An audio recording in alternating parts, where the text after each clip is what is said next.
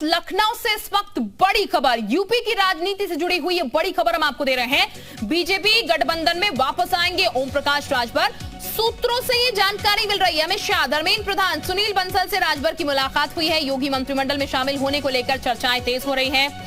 BJP शीर्ष नेताओं से करीब 1 घंटे तक ये मुलाकात चली है। तो ये फिलहाल आपको बता दें, अब ओम प्रकाश राजभर के वापस आने की चर्चाएं तेज हो गई हैं, जो कि कह रहे थे बीजेपी को खत्म कर देंगे, नष्ट कर देंगे। लेकिन एक बार फिर अब जब सत्ता में बीजेपी की वापसी हो गई है, तो ओम प्रकाश राजभर भी बीजेपी में वापसी के रास्ते जो है वो खोजते हुए नजर आ रहे हैं। तो ये बड़ी खबर इस वक्त की हम आपको दे रहे हैं। ओम प्रकाश राजभर जो कि सपा के साथ नजर आ रहे थे, लेकिन अब ये कह रहे हैं, अब ये संभावनाएं जो हैं जताई जा रही हैं, बड़ी खबर जो मिल रही है उसके मुताबिक बीजेपी गठबंधन में वापस वो आ सकते हैं। अमित शाह, धर्मेंद्र प्रधान और सुनील बंसल से राजभर की ये मुलाकात हुई है। योगी मंत्रिमंडल में शामिल होने को लेकर भी चर्चाएं तेज हो चुकी हैं। और इस वक्त हम सीधे रुक कर लेते हैं, हमारे दो सहयोगी जब्बार हमारे साथ दिल्ली से हैं और इसके साथ ही विशाल हमारे साथ लखनऊ से जुड़ चुके हैं। विशाल, मुलाकात हुई है ओम प्रकाश राजभर की, कहा जा रहा है, क्या जानकारी इसको लेकर सबसे पहले बताएगा?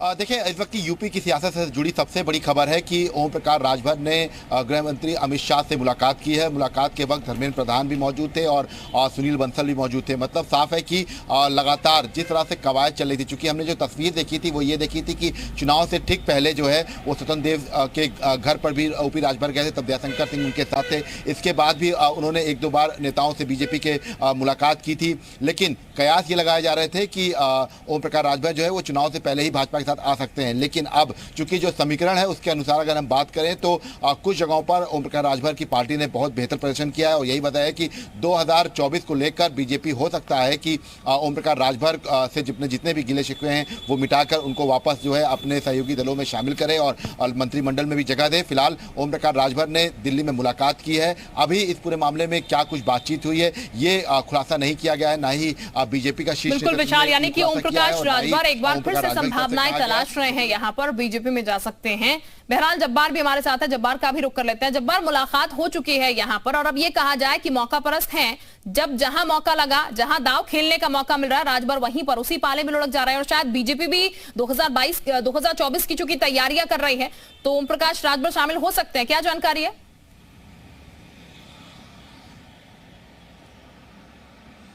देखिए, ये कहा जाता है, बहुत सत्य है, कड़वा सत्य है कि राजनीति में न कोई स्थायी दोस्त होता है, न कोई स्थायी दुश्मन होता है। समीकरणों के हिसाब से पार्टियां, राजनेता अपने अपने तौर तरीके को आगे ले जाने की कोशिश करते हैं। हालांकि चुनावी नतीजे आए अभी महज 8 से 9 दिन हुए हैं, मगर इस बीच में कहा यह जा रहा है कि ओम प्रकाश राजभर ने 2 बार मुलाकात की है।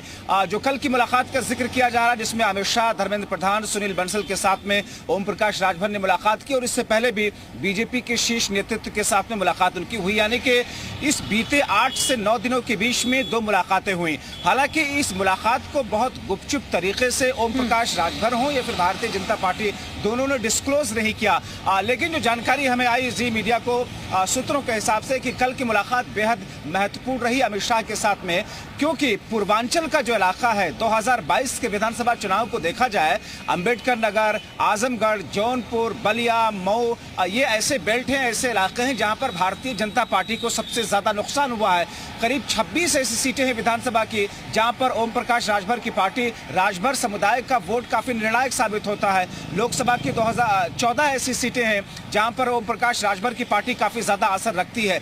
ऐसे में कहीं ना कहीं 2024 के लोकसभा चुनाव को मद्देनजर रखते हुए भारतीय जनता पार्टी भी इस पूरे मामले को लेकर के बड़ी संजीदगी से आगे बढ़ने की कोशिश करती है, क्योंकि देखा जाए 2022 के चुनाव में पश्चिम में बीजेपी को पूर्ण सफलता मिली, अवध में सफलता मिलती है, लेकिन पूर्वांचल में जाकर के थोड़ी सी वो डगमगा जाती है। करीब 6 ऐसे जिले हैं जहां पर भारतीय जनता पार्टी को सबसे ज्यादा नुकसान हुआ है। तो ऐसे में बीजेपी के लिए भी फायदेमंद सौदा होगा, ओम प्रकाश राजभर के लिए भी फायदेमंद सौदा होगा।